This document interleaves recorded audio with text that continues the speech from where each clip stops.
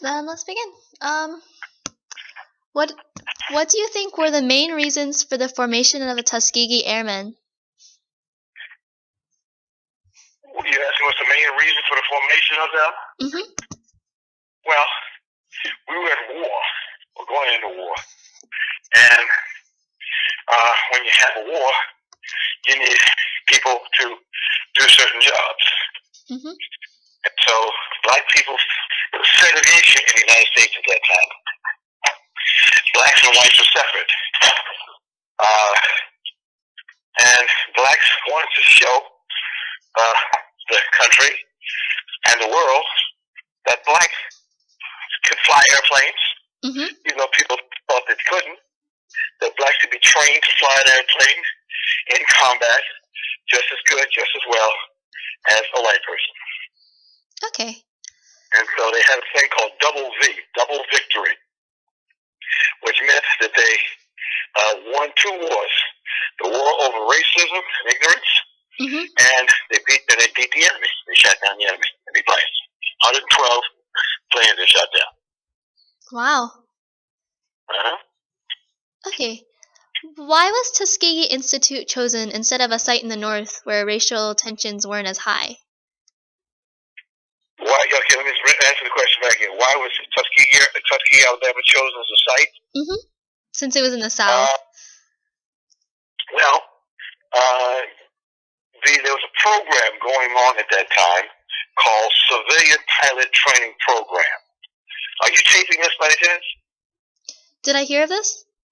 Are you taping this by any chance? Yes, I am taping this. Okay, good. Okay, because in California you have to tell me you're taping it. That's against the law for two people to do that. And I just want to make sure you got it. Okay. So in that period around 1939, America knew we were getting ready to go into a war. Mm-hmm. Eventually, because Hitler was over in Germany and Poland and other places, and eventually it would happen to us. And so what they did was they started this program called Civilian Pilot Training Program, where various colleges around the country, they would start to teach young men how to fly airplanes. So they selected 6 African-American colleges, black colleges, that they would choose, that they would train pilots there too. They could train.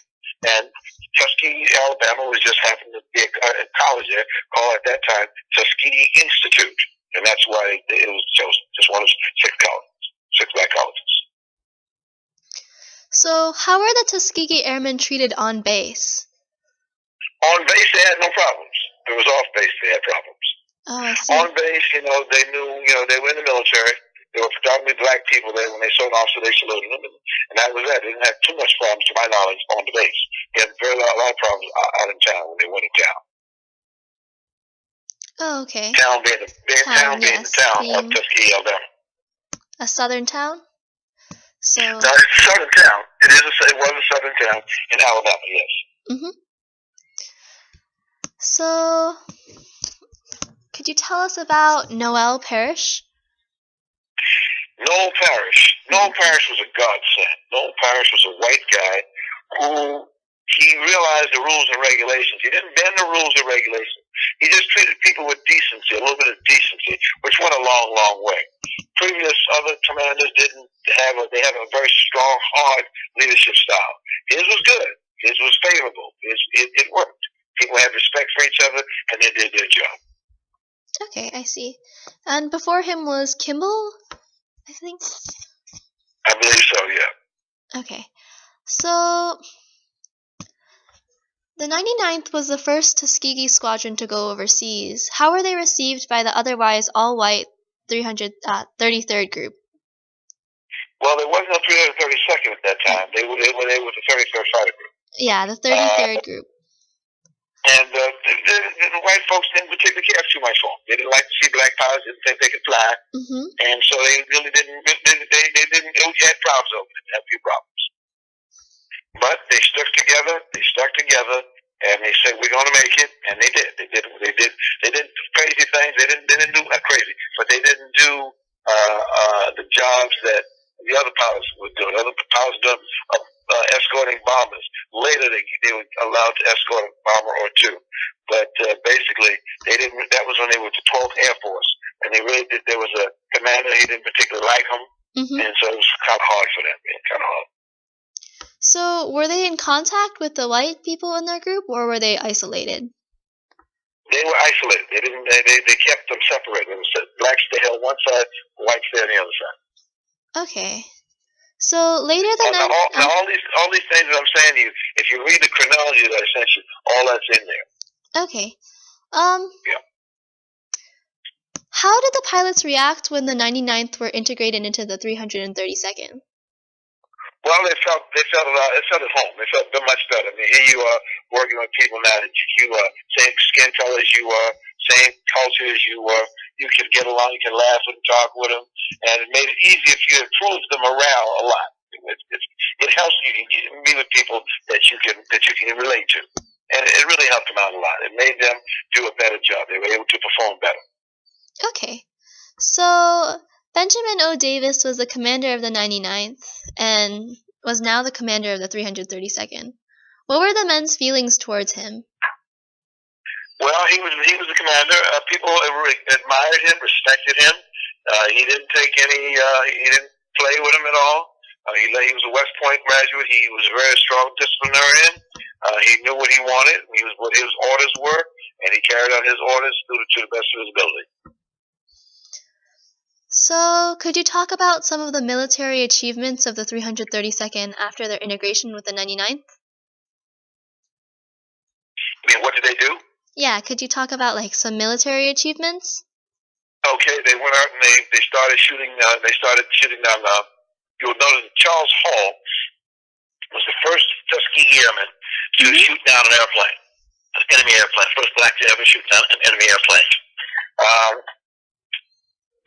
When the 99th got together with the 332nd, with the 100th Squadron, 300th Squadron, 301st Squadron, they started to do good things. Like I said, Charles Hall shot down. They were doing a lot of work. Share with you for a second. Okay.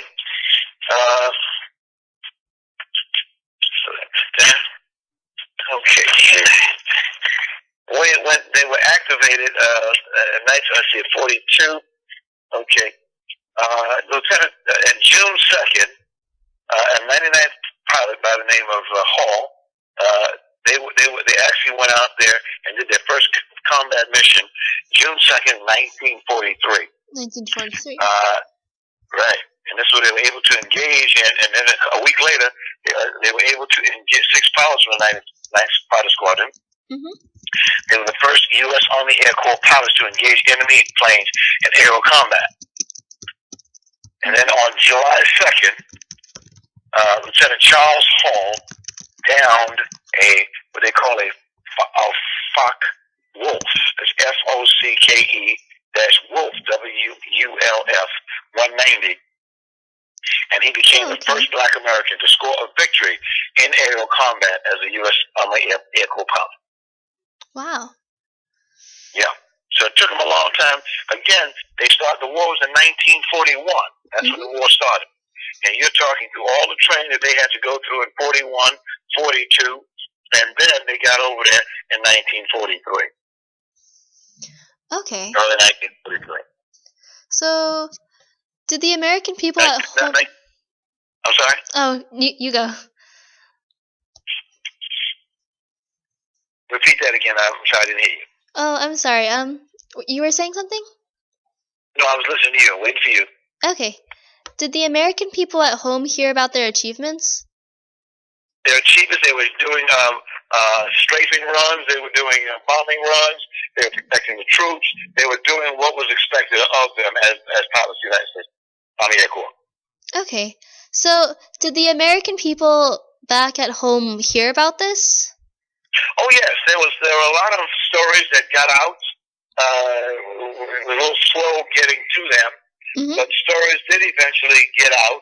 There was one story that caused a little bit of a problem in that a newspaper, the Chicago Defender, got the word that they had not lost a bomber in 200 missions, and that wasn't true. Oh, I see. But for the most part, it was slow to get to them. World War II, you didn't get messages as quickly as you do today.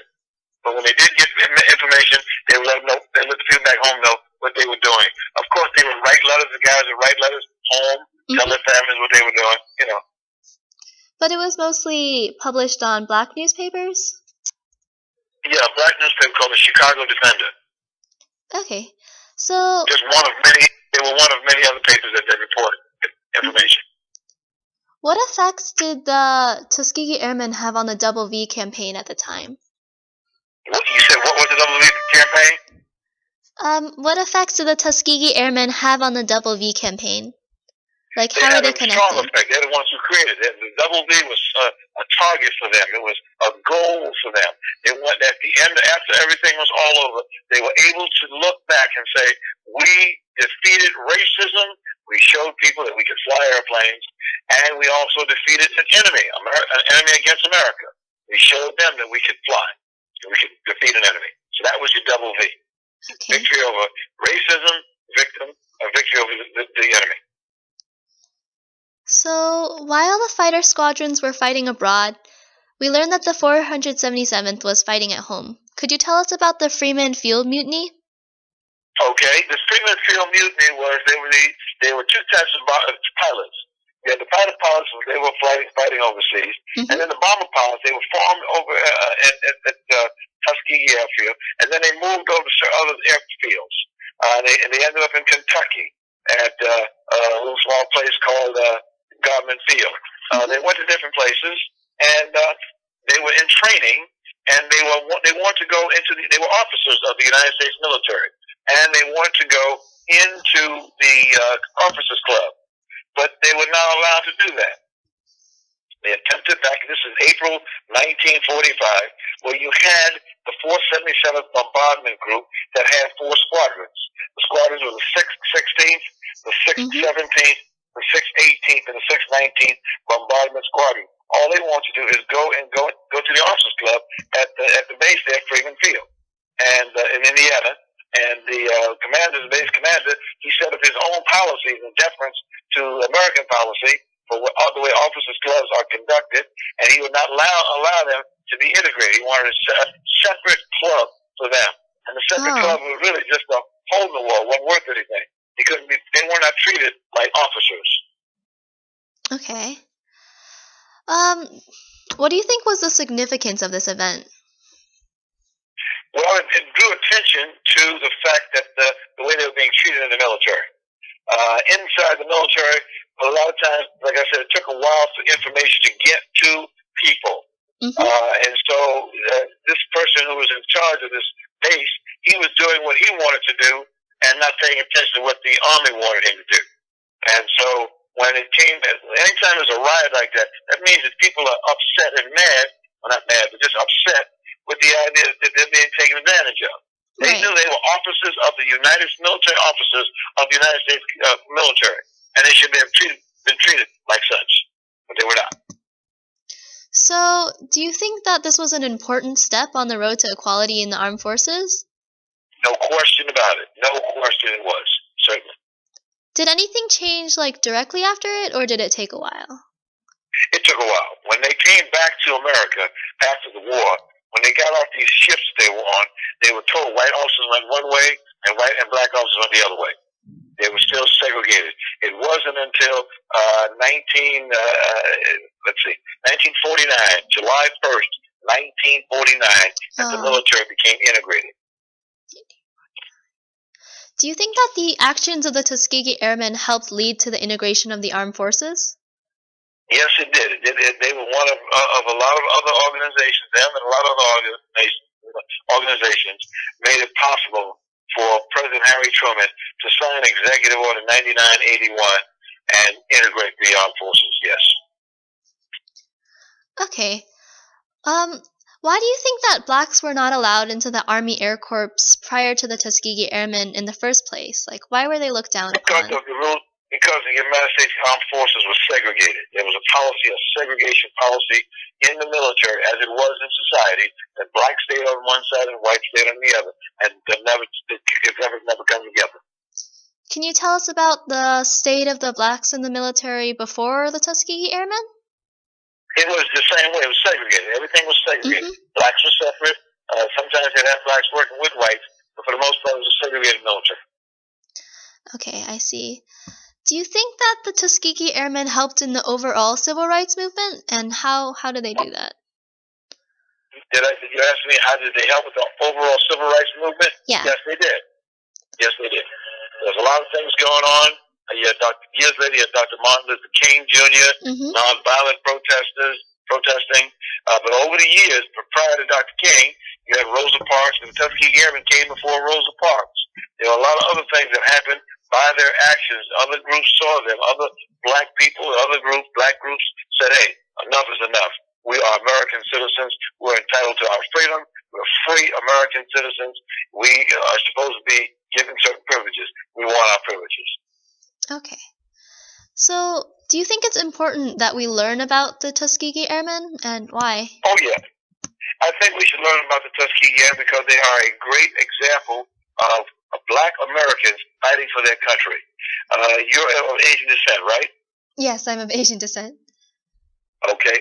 Well, when the Japanese bombed Pearl Harbor here in Los Angeles, and they took rounded up all the Japanese citizens here and put them in a camp. Well, to prove their loyalty to the country, the Japanese soldiers volunteered to fight for the United States government and went overseas to Guadalcanal and other places in the Pacific Ocean and fought and defeated the Japanese. So just like the Japanese showed that they can do what they were trained to do and could do it, the African Americans, the Tuskegee Airmen, showed the world and America that blacks could be trained to do their job and help keep the peace here in America. So you'd say they're pioneers of sort in their field? Oh yeah, no question about it. They were pioneers, civil rights pioneers, yes. Why do you think they felt the need to fight for their country? Because, I mean, they were treated so badly at the time. Again, a lot of people felt as if this is my country, this is my home, Africa is not my home, America is my home, I'm an African American. And if my country is in trouble and needs to be defended, I'm going to help defend my country. This is my country. As it says in the national anthem, my country 'tis of thee, sweet land of liberty of thee I say. Okay. So, is there anything else that you'd like to talk about that we didn't cover so far? No, I just want to thank you very much for taking the time. I'm sorry we're a few minutes late with each other, but we got that all done, and we are on the road. If there's any other questions that you have, send me an email, and we'll get back together again. And if you don't mind, I want to ask you one thing. Would you send me a copy of your paper when you finish? Oh, of course. We'll be sure to. Okay. I sure would like. If you send my email, that's fine. But now you're doing this paper for high school, college. What are you doing it for? It's for a national history competition. It's called National History Day. Oh, okay. Yeah, we're on the national level now, so. I sent you some good references. I sent you some stuff that people normally don't have. Okay, we'll be sure to look at them. You haven't looked at it yet? I looked at a couple, but not all of them. Okay, good enough. Okay. But they'll give you a good background, a good feel for what was going on. There were many things happening simultaneous. Like you said, while the bombers were here in America having a problem, other black pilots were overseas fighting for America. Okay. Thank you so much for the interview. My pleasure, my dear. Have a great day. God bless you now. You too. Bye, Mr. Brewington. Goodbye, Miss Yang. Take care. You too.